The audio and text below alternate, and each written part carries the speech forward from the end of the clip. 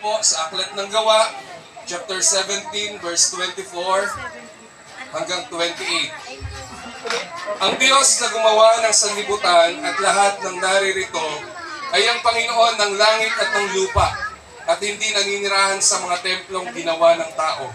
Hindi rin siya nangangailangan ng anumang tulong o paglilingkod ng tao sapagkat siya mismo ang nagbibigay ng buhay, hininga at lahat ng bagay sa sangkatauhan. Mula sa isang tao inilikha niya ang lahat ng lahi sa buong mundo. Itinakda niya sa simula't simula pa ang kanilang panahon at hangganan.